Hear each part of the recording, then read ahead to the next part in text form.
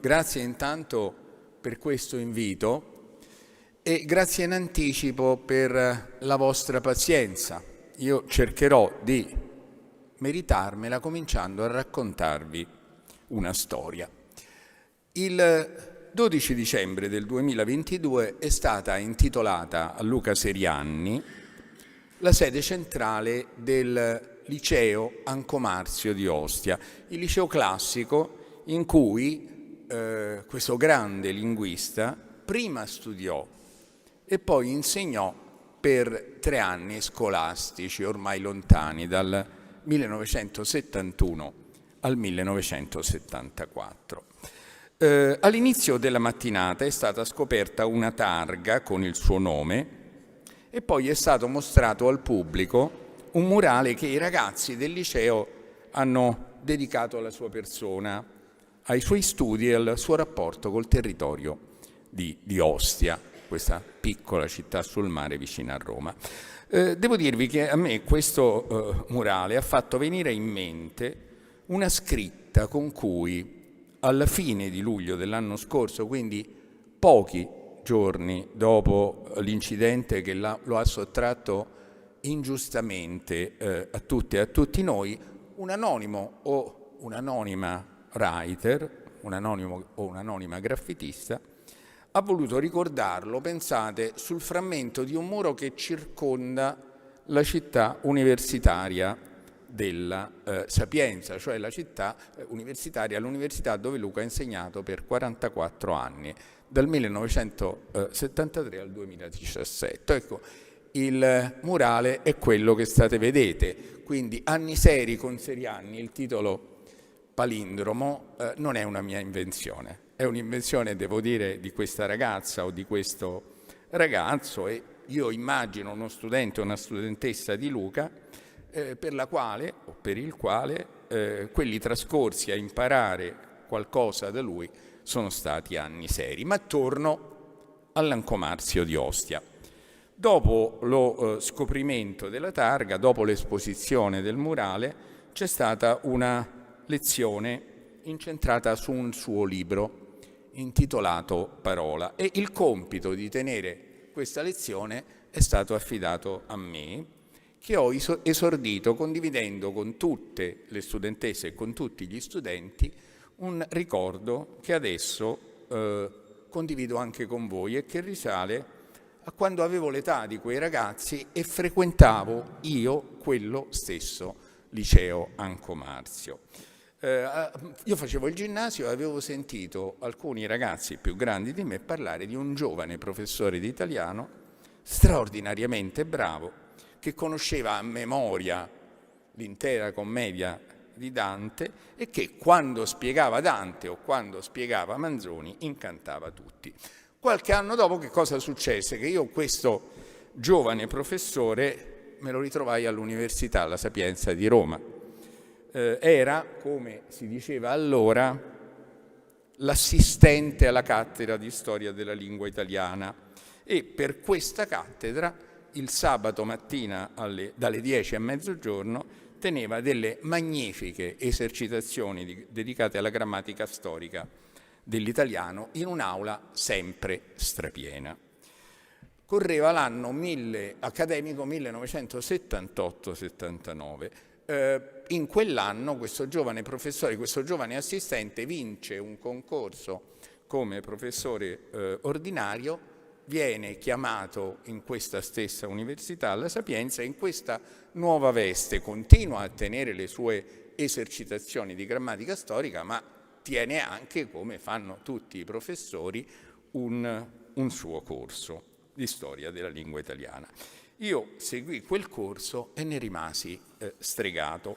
Io avevo già chiesto e ottenuto la tesi da un altro professore, non dirò il suo nome nemmeno sotto tortura perché è un nome molto importante, ma le lezioni di Luca mi colpirono talmente tanto che cambiai piano di studi e corsi da seguire, chiesi a lui la tesi e mi laureai in ritardo con lui.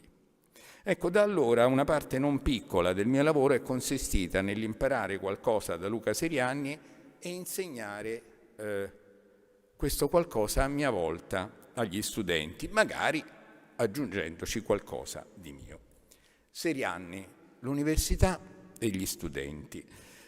All'una e agli altri Luca si è dedicato in oltre 40 anni di carriera con una passione e con un rigore che vi assicuro non è un esercizio retorico definire difficilmente immaginabili. I suoi corsi erano affollatissimi ed erano sempre, non c'era la LIM, non c'era il videoproiettore, c'erano gli allegati di Luca, ecco, i fascicoli contenenti i testi che lui presentava e commentava a lezione. Ecco. Poi però molti di quegli allegati, molti di questi fascicoli si sono trasformati in libri e in articoli.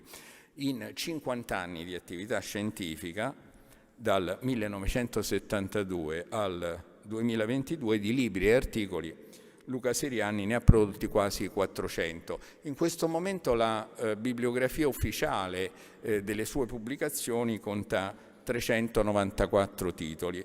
Però io dopo la sua scomparsa ho avuto modo di accedere al suo computer e ho già recuperato 2 relazioni che Luca aveva già scritto, prodotto, presentato in altrettanti convegni e le ho consegnate alle mie colleghe e ai miei colleghi che me li avevano chiesti, ma sono sicuro del fatto che quando avrò il tempo di scrutinare per intero i vari file presenti in questo computer, troverò altri suoi scritti inediti e vedrete che supereremo largamente i 400 titoli.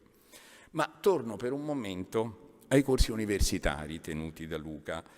La varietà dei loro titoli, e ve ne dico solo qualcuno per guadagnare un po' di tempo, dice molto della straordinaria varietà dei suoi interessi di studio. Ricordo solo qualcuno di questi titoli che ho ricavato dagli allegati che ho ritrovato naturalmente in casa, nel suo studio.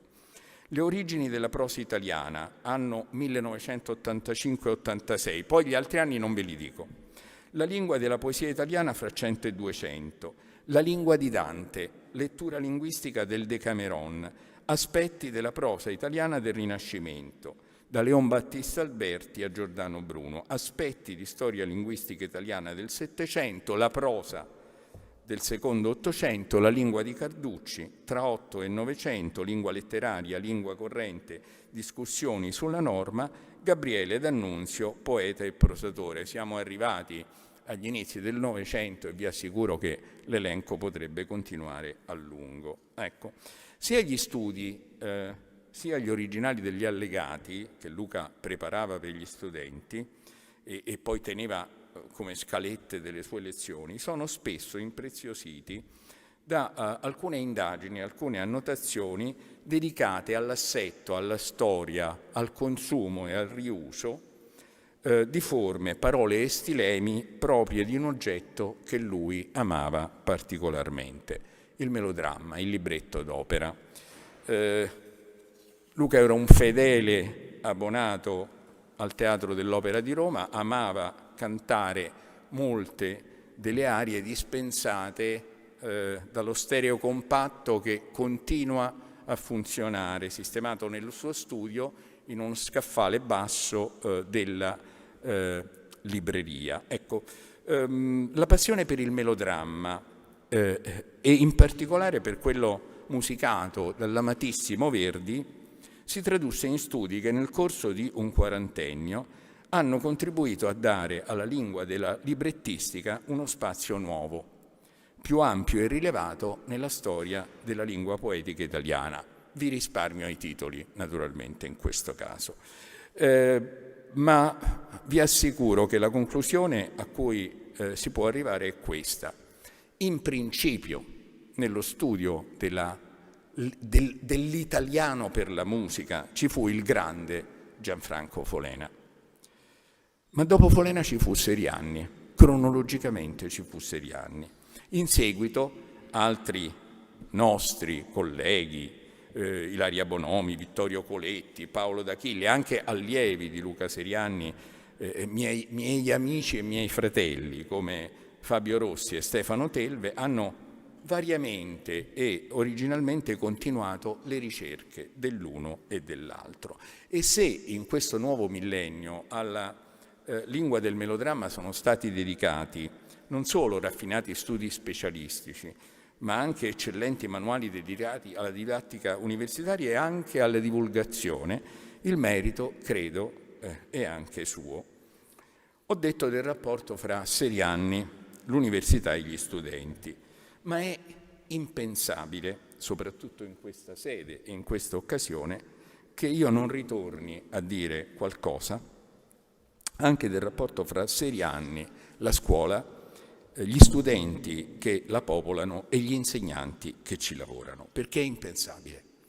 Perché alla scuola, ai suoi studenti, ai suoi insegnanti, quest'uomo si è dedicato con un impegno che nel corso del tempo è cresciuto esponenzialmente, in una misura e con un ritmo che si stenta a ritenere possibili.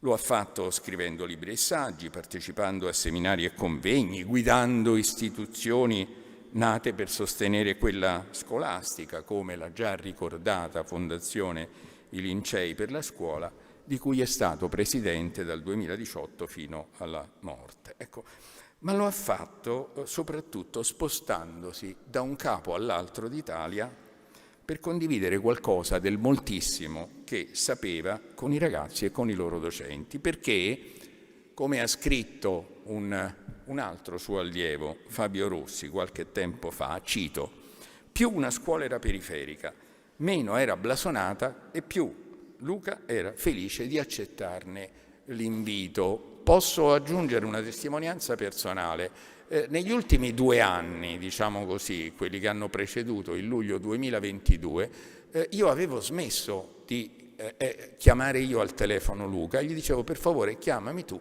perché io non so dove tu sia, non so se stai facendo lezione in questa scuola in Trentino, in Sicilia, chiamami quando ti pare, così è meglio perché così non ti disturbo. Ecco. Luca era felice di accettare questo invito, sperimentando così come non manchino affatto in varie parti d'Italia insegnanti molto motivati, attenti anche a rinnovare nella misura in cui questo si può fare anche il loro lavoro. Le ultime parole che vi ho detto non sono mie, sono una citazione che ho tratto da questo libro intitolato Il sentimento della lingua, uno splendido libro intervista frutto di 4 chiacchierate che lui fece nello studio di casa sua con Giuseppe Antonelli, un altro suo allievo. Un libro che, devo dirvi, inevitabilmente commuove a rileggerlo oggi e assume la fisionomia di un lascito tanto prezioso quanto inaspettato, un lascito però che nessuno di noi avrebbe voluto accogliere così presto. Bene, in questo libro ricorre un passaggio che mette in luce una capacità straordinaria di Luca Serianni, che è quella di ricavare una morale linguistica, un insegnamento linguistico dall'analisi di qualunque testo, compreso l'elenco del telefono e compresa la Vispa Teresa. Se pensate che questa mia sia un'esagerazione, allora quello che sto per leggervi è tratto per l'appunto, è un passaggio tratto da questo libro. Le parole sono sue. La Vispa Teresa avea tra l'erbetta a volo sorpresa gentil farfalletta. Questa sequenza di Luigi Seiler, risalente a metà Ottocento, era abbastanza diffusa nella memoria comune fino a non moltissimo tempo fa. Ora, certamente un bambino cadrebbe dalle nuvole, però, se ci pensiamo, nella loro totale futilità, questi versi educano a qualche cosa. Intanto al ritmo sono senari, poi al fatto che la lingua poetica, quella tradizionale naturalmente, ha delle caratteristiche a sé. Vispo è un tipico aggettivo che o non usiamo più o usiamo oggi in senso ironico. Poi c'è avea, forma tipica della lingua poetica, e anche la separazione tra avea e sorpresa, perché avea sorpresa è un'unica forma verbale naturalmente, che si chiama tmesi, taglio o iperbato. Ecco. Ditemi voi, non lo so, chiedo al mio collega Alvise Andreosi e chi altro sarebbe stato in grado in Italia, fra i nostri colleghi, di fare queste osservazioni sulla Vispa Teresa. Ecco, una seconda qualità affine a questa fu quella di essere capace di individuare e definire linee generali della storia dell'italiano a partire da fatti linguistici particolari, a volte microscopici. Luca partiva da una cosa piccolissima e da questa cosa piccolissima riusciva a ricostruire un insegnamento che diventava un pezzo di storia dell'italiano. Vi dico qualcuno di questi argomenti microscopici, ma insomma l'alternanza fra la forma nessuno e la forma niuno nella lingua letteraria, l'alternanza fra l'uso di o no, o non e o meno, ma come si fa a riuscire a tirar fuori un saggio su questo argomento? La circolazione nell'italiano contemporaneo dell'espressione misa e della formula sarà usata in funzione olofrastica, cioè per esprimere un'intera frase. La storia di altro che e anche quella di meno male. Da queste opere poi, da questi microsaggi, da questi microstudi sono usciti fuori dei volumi che oggi fanno parte della biblioteca indispensabile di qualunque studente o studioso che voglia avvicinarsi alla linguistica italiana. Un'altra opportunità di studio che Luca, figlio di un medico che lui stesso ricordava molto sensibile ai fatti di lingua e letteratura, vedete, buon sangue non mente. Il padre di Luca si impegnò, era un dietologo e fu una delle persone che più di tutte si impegnò a far circolare quello che allora era un neologismo, oggi per noi è una parola importante, cioè la parola dietologia. Non si usava fino a un paio di generazioni fa. Ecco, Luca trasse uno spunto e da questa sua predisposizione alla lingua medica, si dichiarava un medico mancato, secondo me lo era, seppe sfruttare mirabilmente questa attenzione e indagò la lingua e l'italiano della medicina con una genialità divertita dal 1985 al 2005, quando pubblicò un libro inarrivabile intitolato Un treno di sillabi. Di sintomi, perdonatemi. Grazie alla pubblicazione di questo libro divenne amico, per esempio, di molti medici, di molti suoi colleghi mancati, ecco, che apprezzarono moltissimo questo informatissimo quasi collega, peraltro molto abile nel placare con chirurgica precisione, in lunghe telefonate fra l'affettuoso e il divertito, le ansie ipocondriache di qualche allievo. Ecco, inutile dirvi che il primo della lista ero naturalmente io. Funzionava così e tutto quello che vi racconto risponde a verità.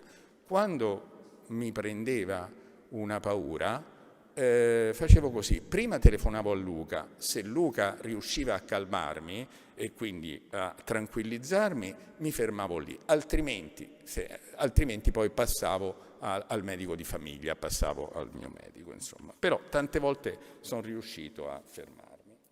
Un altro tema che Seriani indagò a più riprese fu quello del rapporto fra norma e uso della lingua. E Luca lo interpretò partendo da una rivisitazione originale delle idee di un grande linguista, Eugenio Coserio, una rivisitazione elaborata fin dal 1989 in un saggio intitolato per l'appunto La lingua italiana tra norma e uso, poi proposta non soltanto in corsi che gli studenti di tutta Roma e gli insegnanti di tutta Italia continuano a ricordare, ma anche in libri, come per esempio la sua prima lezione di grammatica, cui avrebbe fatto seguito 9 anni dopo la prima lezione di storia della lingua italiana, ma devo dirvi che io questa prima lezione di storia della lingua italiana, che lui pubblicò fra i manuali di La Terza, più che prima lezione la chiamerei l'ultima lezione di storia della lingua italiana, vista la profondità dei temi che vi sono trattati e il numero delle letture che le soggiacciono. Nella prima di queste due lezioni è presente, ecco, c'è un altro tratto caratteristico di Luca Serianni studioso, è presente un'osservazione ormai citatissima, una di quelle tanto frequenti negli interventi scritti e parlati di Serianni, che fanno dire a chi lo legge e facevano dire a chi lo ascoltava: è vero, è proprio così, ma come ho fatto a non pensarci? Intanto però ci ha pensato lui. Ecco la prova, guardate. A differenza di storia, geografia, matematica, la parola grammatica indica nello stesso tempo una nozione, studio di una lingua, complesso delle norme che ne governano l'uso, e il libro, il testo consacrato alla sua descrizione. Possiamo ben dire prendi la grammatica, ossia un certo libro, scusatemi, che ha per oggetto la lingua italiana o latina o inglese, mentre non potremmo dire prendi la storia e la geografia. A proposito della grammatica, a proposito di grammatica, fra il 1986 e il 1988 Serianni scrisse e pubblicò la sua Grammatica italiana, una delle più ricche e documentate dell'intera storia della nostra lingua e della nostra cultura. La vicenda editoriale ricca e varia di quest'opera è la conseguenza del suo straordinario successo di pubblico nelle varie edizioni, compresa la Garzantina, ecco, che ne consiglio l'acquisto, davvero, tanto costa poco, a tutte le studentesse, a tutti gli studenti, quale che sia l'indirizzo degli studi. Dicevo, queste grammatiche hanno raggiunto numeri da bestseller, e questo la dice un fatto inaspettato, che un libro di grammatica circoli tanto, venda tanto nel panorama librario dell'italiano. Quando uscì questa grammatica, ricorda Luca nel Sentimento della lingua, suscitò anche delle critiche, alcune abbastanza severe da parte dei linguisti più sensibili al quadro teorico. E Luca disse: ma alcune di queste critiche sono anche condivisibili, ma, cito, la mia era stata una scelta dichiaratamente empirica. L'opera era destinata a un pubblico largo, non necessariamente agli specialisti. Ecco. La centralità di questa grammatica di Serianni, le due versioni sono esattamente le stesse, una è di grande ed elegante formato, l'altra è una più pratica garzantina. La centralità, dicevo, dell'opera di Serianni nella storia della grammaticografia italiana recente è dimostrata anche da alcuni dati numerici. Come è stato riconosciuto da più parti e ricordato ancora nel 2018 da Alvise e Andreose, la grande grammaticografia italiana del Novecento nasce nel 1988, l'anno in cui uscirono contemporaneamente il libro di cui stiamo parlando, il primo volume della grande grammatica italiana di consultazione curata da Lorenzo Renzi, Giampaolo Salvi e Anna Cardinaletti, e una grammatica della lingua italiana di Christoph Schwarze, scritta dapprima in tedesco e poi tradotta in italiano nel 2009, 3 opere che nel 1989 spinsero un italianista tedesco, Arro Stammer-Johann, a scrivere che grazie a queste opere la lingua italiana era diventata in un colpo solo quella meglio descritta del mondo. Lo scrisse questo Stammer-Johann in un articolo che aveva un titolo scherzoso, Habemus Grammaticam, no? L'allusione è molto evidente, però devo dire che dietro quest'ironia c'era ben più che un fondo di verità.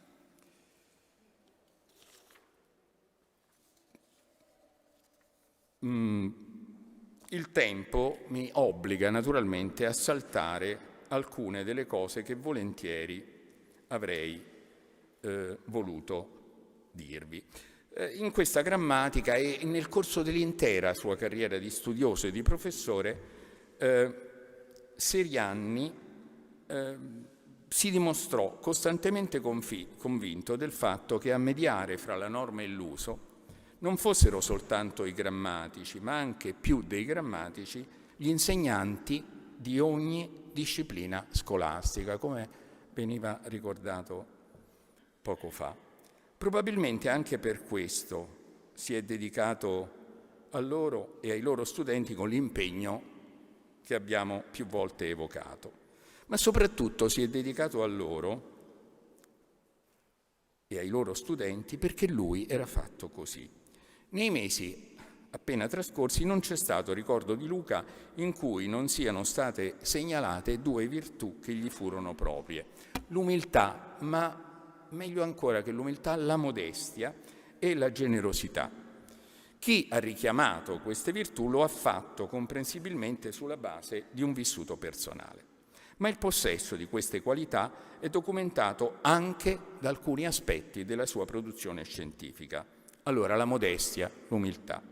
Di solito, quando si è sufficientemente avanti nella carriera, si lascia il compito di scrivere recensioni e schede bibliografiche ai più giovani, non solo perché imparino a farlo e si facciano conoscere, il che naturalmente è un bene, ma anche perché sollevino il cattedratico di turno da un impegno ormai giudicato poco utile, il che non è un bene e chi è senza peccato scagli la prima pietra, a partire naturalmente da chi vi sta parlando.